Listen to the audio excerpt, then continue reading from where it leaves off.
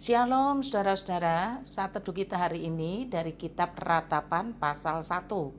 Kitab Ratapan ini ditulis oleh Nabi Yeremia. Di pasal 1 ini sang Nabi menceritakan betapa pedih hatinya menyaksikan penghukuman Allah atas umatnya. Memang sang Nabi telah berulang kali memperingatkan adanya penghukuman ini, tetapi tak ada yang mau mendengarkan, tidak ada yang mau bertobat. Penghukuman Allah atas dosa-dosa umatnya sungguh berat. Digambarkan dengan kalimat seperti ini, saudara. Yerusalem telah melakukan dosa yang dahsyat. Karena itu ia telah menjadi sangat najis dan dibuang seperti kain larah saja. Semua yang menghormatinya kini menghinanya karena nyata ketelanjangan dan keaibannya. Ia merintih sedih dan menyembunyikan wajahnya. Ada pemahaman yang salah yang berkembang di antara umat pada waktu itu. Entah bagaimana bisa berpikir bahwa karena mereka adalah umat Allah yang digambarkan sebagai biji mata Allah, maka mereka berpendapat bahwa dengan status mereka yang istimewa itu, maka Allah tidak akan menghukum mereka. Dan pemahaman demikian yang salah itu telah menyebar dengan cepat ke seluruh umat Allah. Maka tidak heran, meskipun telah diperingatkan berulang kali, mereka tetap tidak bertobat karena berpikir bahwa Tuhan Allah tidak akan menghukum mereka oleh karena status mereka yang istimewa. Pandangan salah itu dicatat begini, saudara. Ia yang secara terus-menerus melakukan perbuatan amoral sehingga kenajisan melekat pada pakaiannya, karena mengira bahwa hukuman tidak akan ditimpakan kepadanya. Sekarang tergeletak di dalam parit kenajisan yang dalam, tanpa ada seorang pun yang mampu mengangkatnya. Ia berseru, "Ya Tuhan, perhatikanlah aku. Musuh-musuh telah bersorak-sorak kemenangan. Nasi telah menjadi bubur. Penghukuman telah dijatuhkan." Sekarang baru mereka menyadari betapa bahagianya hidup di negeri sendiri, betapa indahnya hidup sebagai bangsa yang merdeka. Sekarang baru menyadari betapa Allah sangat baik terhadap mereka, sampai mereka disadarkan bahwa meskipun umat yang mempunyai kedudukan istimewa di hadapan Allah sebagai biji matanya, namun ketika mereka jatuh dalam dosa dan setelah diperingatkan tidak juga bertobat, maka Allah akan menghukum mereka juga. Di akhir pasal 1 ini, sang Nabi mencoba mengutarakan pendapatnya kepada Allahnya. Jika umatnya yang berdosa dihukum dengan berat, bagaimana dengan mereka yang bukan umat yang lebih jahat? Adakah Allah akan membiarkannya? Saudara-saudara, apakah kita juga mempunyai kegelisahan yang sama dengan sang Nabi? Kegelisahan melalui pertanyaan yang sama?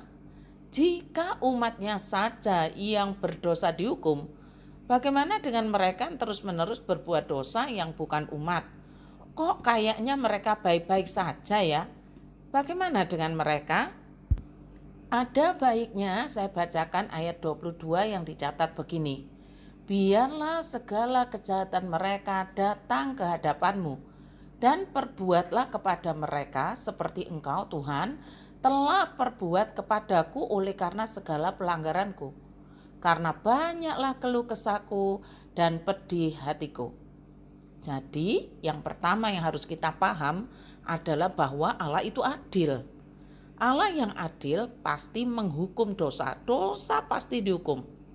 Tetapi kita harus tahu Tuhan Allah pasti memperingatkan mereka yang berdosa agar segera berbalik dari dosa-dosanya dan bertobat. Ingat saja peristiwa Niniwe di mana Nabi Yunus berkhotbah dan mereka bertobat. Baik untuk umatnya maupun bukan umat yang berdosa itu, Allah tidak serta-merta menghukum, tetapi selalu didahului dengan peringatan-peringatan. Banyak cara yang Allah pakai untuk memperingatkan kita. Tetapi untuk umatnya selalu diperingatkan melalui firman Tuhan. Umat Allah akan mengalami kegelisahan yang hebat, ketidakdamai sejahteraan manakala bermain-main dengan dosa. Sebab umat Allah tahu bahwa Tuhan Allah hidup dan Tuhan Allah itu maha adil.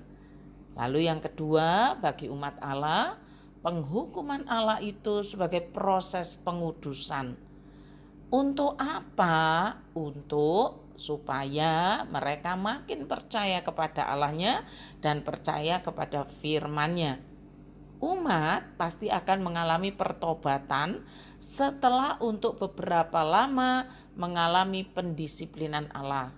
Karena itu Tuhan Allah berpesan kepada kita agar kita tidak melarikan diri dari pendisiplinan ilahi.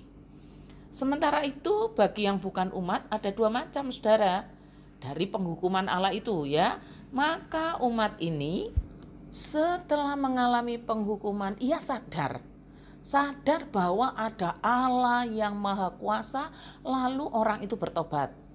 Mari kita berkaca pada kasus Niniwe. Bisa jadi setelah dihukum bertobat, bisa jadi saudara. Tetapi jika sampai mati sudah diperingatkan tidak juga bertobat, maka sebenarnya itu menunjukkan memang mereka dipersiapkan untuk penghukuman kekal. Sebab mereka telah keras hati. Contohnya siapa? Firaun di zaman Musa. Saudara-saudara, siapa sih kita kok berani-beraninya komplain kepada Allah dengan berpikir, kok kalau aku salah aku didisiplin? Lah orang itu lebih jahat kok dibiarin? Adil gak sih Tuhan? Mari sekarang kita belajar memahami. Jauh sebelum kita mempertanyakan Allah itu adil atau tidak, sebenarnya sejak semula Allah itu adil. Tanpa kita harus bertanya, Allah itu memang adil.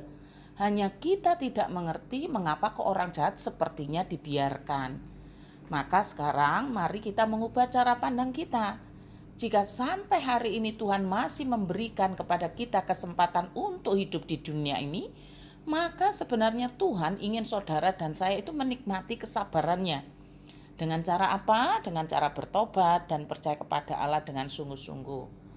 Ingatlah firman yang berkata begini, jika kita berkata bahwa kita tidak berdosa, maka kita menipu diri kita sendiri dan kebenaran tidak ada di dalam kita. Sering kita melihat terang benderang dosa orang lain, kejahatan orang lain, tetapi berusaha tidak mengakui dosanya sendiri. Jika seperti itu, firman mengatakan kita sudah menipu diri sendiri dan kebenaran tidak ada di dalam kita. Mari kita kembali kepada Allah yang telah memberikan kesempatan untuk bertobat. Tuhan memberkati. Mari kita berdoa. Ya Tuhan Allah kami, terima kasih untuk firman Tuhan hari ini. Sering kami berpikir mengapa, tetapi yang Tuhan mau supaya kami menikmati kesabaran Allah dengan cara bertobat dan kembali kepadamu. Terima kasih Tuhan, biarlah Roh Kudus menolong kami sekalian untuk menikmati kesabaran Allah. Kami berdoa untuk Komisi Wanita sore hari nanti, dan kiranya Tuhan memberkati seluruh pertemuan, menggerakkan kaum perempuan agar melalui mereka kokohnya iman keluarga itu dapat dipelihara, serta gladi bersih untuk kebaktian hari Minggu. Tuhan tolong supaya kami semua bergairah, bersemangat ketika melayani Tuhan dengan sungguh. Secara khusus mendoakan untuk 10 dari ibu-ibu dan bapak kaum lansia yang membutuhkan kekuatan Tuhan supaya mereka berkesempatan untuk menikmati kesabaran Allah dan percaya kepada firman-Mu. Mendoakan untuk Ibu Chan Cutin, mendoakan untuk Ibu Goyeing, Ibu Li Chen Chen, Bapak Liao Chien Yang, Ibu Lim Haipo, Ibu Titik Surawati, Ibu Fang Piua, Bapak Yudi Siahaan, Ibu Chang Yeing, Ibu Go Liu Chu, dan Bapak Hendra Rusdianto. Tuhan tolonglah mereka. Di antara mereka adalah orang-orang yang setia, orang yang percaya kepadamu, dan berikan kesempatan untuk menikmati kesabaran Allah. Terima kasih Tuhan, di dalam nama Tuhan Yesus kami berdoa. Amin.